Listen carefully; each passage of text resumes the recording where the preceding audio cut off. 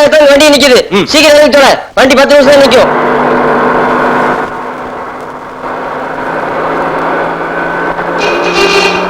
ஏங்க யார் உங்க பையனா? ஆமா, எளவு. நானும் பஸ் பக்கத்துல பார்த்துட்டே வரேன். திட்டிட்டே வரீங்களே, என்ன விஷயம்? ஐயோ, அந்த கொடுமையை ஏன் தம்பி கேக்குறீங்க? ஏன் இந்த பாழாப்பட பையன் வேலை கிடைக்கிறதுக்கு முன்னாடியே என்ன கஷ்டப்படுத்தினா, இப்ப வேலை கிடைச்ச பிறகு என்ன கஷ்டப்படுத்துறான் தம்பி. சோதனை தான். ஏன் தம்பி இந்த வயசான காலத்துல அப்பா இப்படி கஷ்டப்படுறீங்க? அது இல்ல சார், 10,000 ரூபாய் கொடுத்தா சப் இன்ஸ்பெக்டர் வேலை வாங்கி தரேன்னு சொல்லி எங்க ஒரு எம்எல்ஏ சொன்னாரு. சரி, நானும் ஏத்துக்கிட்டேன். அதோட விட்டுலாம்ல. மாவட்ட செல்லாட்டி போய் எப்படி வேலை வாங்கி கொடுக்கன்னு ஏன் சொல்லணும்? இப்ப அந்த ஆளு நான் வேலை வாங்கி கொடுத்தேன்னு சொல்ல போனா, இப்ப அவனுக்கு 10,000 கொடுத்தாலும். இதுல முக்கியமான சமாச்சாரம் என்னன்னா சார், உண்மையிலே இந்த வேலை என் மெரிட்டுக்கு தான் கிடைச்சது. அது சரி, இந்த வேலை கிடைச்ச விஷயம் அந்த 2 பேருக்கும் தெரியுமா? தெரியாது, அதான் சொல்ல போறோம். பாண்டி, என்னடா இது? போற வழியிலே ஒரு மீட்டரா விடாத குடி. சார், எனக்கு ஒரு 2,000 ரூபாய் தர முடியுமா? ஐயோ, உனக்கு ஒரு 2,000? ஏற்கனவே 20,000 கொடுக்கணும். அதோட இதையும் சேர்த்தா 22,000. இல்லைங்க, எனக்கு மட்டும் 2,000 ரூபாய் கொடுங்க. அப்படி கொடுத்தீங்கன்னா நீங்க 20,000 ரூபாய் செலவழிக்க வேண்டிய அவசியமே இருக்காது. எனக்கு 2,000 ரூபாய் கொடுத்தது போக மீதி 18,000 ரூபாய் உங்களுக்கு மிச்சம். என்ன யோசிக்கிறீங்க? யோசிக்காதீங்க, சரின்னு சொல்லுங்க. அது எப்படி தம்பி? ஒரு நிமிஷம் இருங்க, கூட வந்து அனுப்பிச்சு வந்துடுறேன். நீங்க 2 பேரும் கொஞ்சம் அப்படி வரீங்களா? வாங்க.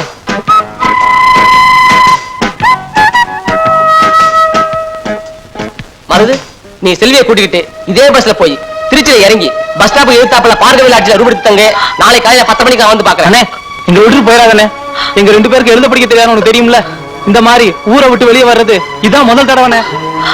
ஆமையா, தெரிஞ்சோ தெரியாமலோ உன் பேச்ச கேட்டு ஊரை விட்டு ஓடி வந்துட்டோம். இப்ப நிச்சயமா திரும்பி போக முடியாதியா? அதுக்கு இல்லம்மா, அங்க பாரு, ஒரு லிச்சவாய் மாட்டிருக்கான். அவனுக்கு ஒரு பிரச்சனை, அதை முடிச்சு கொடுத்தனா எனக்கு 2,000 ரூபாய் கிடைக்கும். அது ஒரே ராத்திரியில. நீ புறப்படு. நீங்க சம்பாதிக்கிறத நாங்க வேண்டாம்னு சொல்லல. அதுக்காக உங்களையே நம்பி வந்து எங்களை இப்படி திடீர்னு பாதி வெளில விட்டுட்டு போனா நாங்க என்ன பண்ணுவோம்? நாளைக்கு ஏதாவது ஒரு பிரச்சனைனா இவருக்கும் ஒண்ணும் தெரியாது, எனக்கும் ஒண்ணும் தெரியாது. எங்களை விட்டுட்டு போயிடாதீயா. எந்த பிரச்சனையும் வராது. முடிஞ்சா நான் இன்னைக்கு வந்துருவேன். இல்ல நாளை காலையில கரெக்டா 10 அங்க இருப்பேன். போடுங்க, தைரியா போடுங்க. வேண்டாம், எங்களை விட்டுட்டு போயிடாதீங்க. வேண்டாம், எங்களை விட்டுட்டு போயிடாதீங்க. இல்ல, நான் சொல்றதை கேளுங்க. நீனும் வந்துருந்தேன் எங்களோட. அண்ணா, நான் வந்துடுறேன். அண்ணா, நாளை காலையில அப்ப வந்துருந்தேன். நான் உங்களுக்காக வெயிட் பண்ணிட்டே இருப்பேன். மறந்துடாதீங்க. வந்துருவேன். உள்ள போ, உள்ள போ. தம்பி, இப்ப நீங்க என்ன பண்றீங்க? ஒரு ஆட்டோ கூப்பிடுறீங்க. சரி. நேரா ஒரு ஸ்வீட் கடைக்கு போவோம். சரி. 2 ஸ்வீட் பாக்ஸ் வாங்குறீங்க. அங்கிருந்து ஆட்டோக்காரன நேரா எம்எல்ஏ விட்டு போக சொல்றீங்க. போகுமா? நீங்க சொல்றதெல்லாம் நடக்குங்களா? யாரு என்ன பத்த கேட்டீங்க? இந்த பாண்டி தலையிட்டு எதையும் முடிக்காம விட்டது இல்ல. முடிச்சு காட்டுறேன். ஆனா ஒண்ணு, அங்க வந்து வாயை திறக்கூடாது. வாயை திறக்கிறதா? முதல்ல இதை நிறுத்தி வா. வணக்கம். உட்காருங்க. தம்பி யாரு? புதுசா இருக்காப்புல?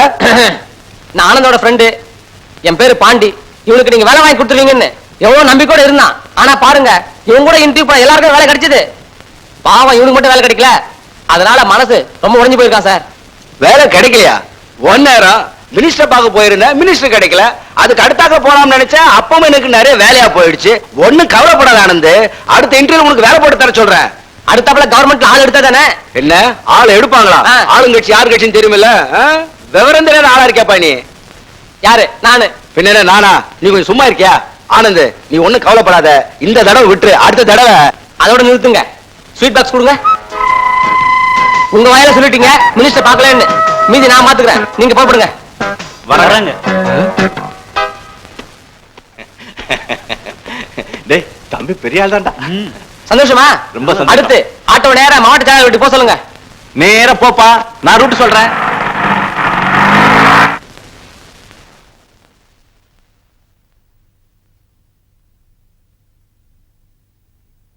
வணக்கம் சார். வணக்கம். இதான் பார்க்கவில்லை. ஆமா, ஒரு ரூம் வேணும் சார்.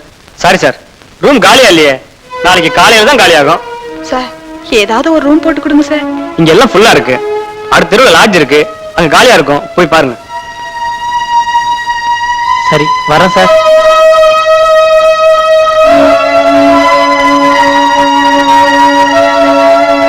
செல்வி, அந்த ஆளு சொன்ன லாட்ஜில் போய் தங்கலாமா? வேண்டாங்க. பாண்டி நம்மள இங்கதான் தங்க சொல்லுச்சு. ஒருவேளை ராத்திரியில அது வந்தாலும் வரும். நாம இங்கே தங்கிப்போம். அது வந்ததுக்கு அப்புறம் அது என்ன சொல்லுதோ அதை நாம கேட்போம். அந்த கிறுக்கு பயல நம்பி வந்துட்டோமே. எங்க அந்த ஆளு ஒருவேளை வராம போயிட்டா என்ன பண்றது? செல்வி, நான் படிக்காதவன் தான், ஆனா பலசாலி. நீ ஒண்ணும் அழாத. அதுவும் அந்த லைட் கம்ப பக்கத்துல போய் உட்கார்ந்துருப்போம். வா வா.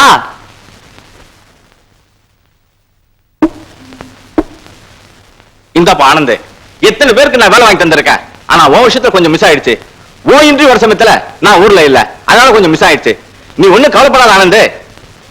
எப்படியும் அடுத்த தடவை சிஎம் கொட்டாலும் ஒரு சீட் வாங்கி தந்துடுறேன். அந்த 10,000 இருக்கே, அதை செலவு பண்ணிட்டாத, எங்கிட்ட கொடுத்து வை. கொடுங்க. கொடுத்துடலாமா? குடிங்க. நான் அப்பவே சொன்னேன் ஸ்வீட் வேணான்னு. இதோ இந்த ஆளா கேட்கல. ஸ்வீட் சாப்பிடுங்களா? சாப்பிடுங்க. நீங்க எவ்வளவு போலாம்.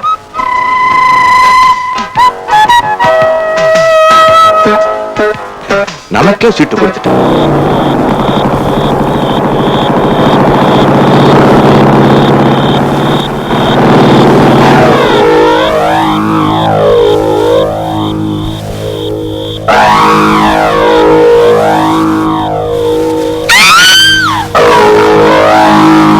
பயப்படாத செல்வி, ஆள் பாக்குறதுக்கு பட்டி காட்டா மாதிரி இருக்கும்ல, அதே இவங்க எல்லாம் துணிச்சுட்டாங்க போல் இருக்கு. நீ கொஞ்சம் ஒதுக்கி இல்ல, இவங்களை கொஞ்சம் ஒதுக்கி விட்டு வர. இந்தா, பயப்படாத போ.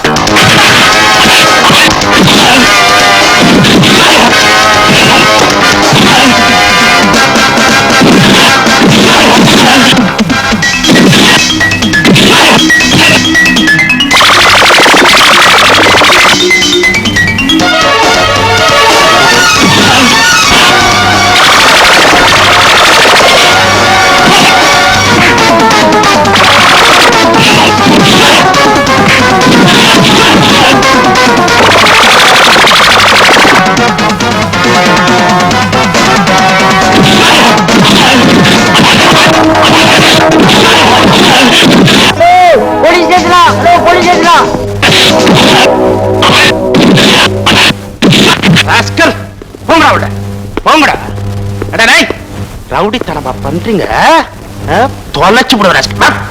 உட்கார உட்கார உட்கார. ஏய் 744, அவங்க 2 பேரை வர சொல்லு. Yes sir. வாய்ப்படி வாய்ப்படி. போப்பா போப்பா. வாய்ப்படி.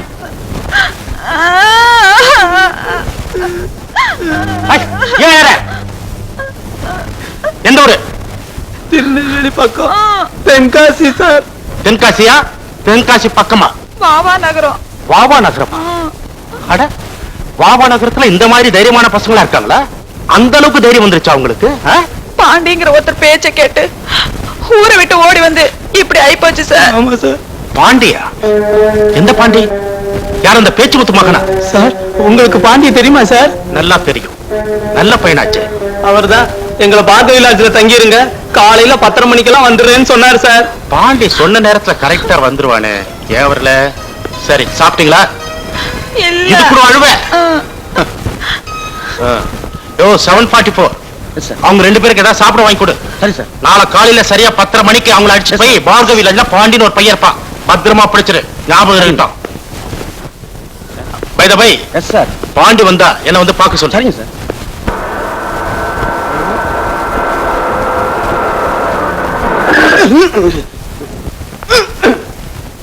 விளையாடுறியா? பிச்சு பிடிவன் பிச்சு. 744 உனக்கு கிண்டலா இருக்கா? நீங்க எல்லாம் உட்காருங்க உட்காருங்க. பாப்பா மருது, செல்வி, என்னாச்சு? இன்னும் என்ன நடக்கணும் சார்? நீங்க தான் பாண்டியரா? பாண்டியர் இல்ல, பாண்டி. இன்ஸ்பெக்டர் ஐயாவுக்கு வேண்டியவராச்சா? அதனாலதான் பாண்டிக்கு மரியாதை கொடுத்து பாண்டியர்னு சொன்னேன். 744 744. அந்த விஷயத்தை சொல்லுங்க. சொல்லாம போவனா? இந்த பொண்ணை உங்ககிட்ட ஒப்படைக்க சொல்லி சொன்னார். அப்புறம் என்ன மோவுல சொன்னாரு, இது வேற. நேரா ஸ்டேஷன் வாசல் பாருங்க. ஆ, என்ன இல்ல உங்களைத்தான் ஐயா அப்புறமா ஸ்டேஷன்ல வந்து பார்க்க சொன்னாரு. என்ன ஸ்டேஷன்ல இன்ஸ்பெக்டர் வந்து பார்க்க சொன்னாரு? என்ன சார் அப்படி பாக்குறீங்க? உங்க அச்சம்புத்தூர்ல சப் இன்ஸ்பெக்டர் வந்தாரு தேவராஜ், அவர்தான் சார் ப்ரமோஷன் இல்ல இன்ஸ்பெக்டரா வந்திருக்காரு. அப்புறம் என்னமோ சொல்லணும், நான் போகணும். வணக்கம். இது வேற. வருது வா.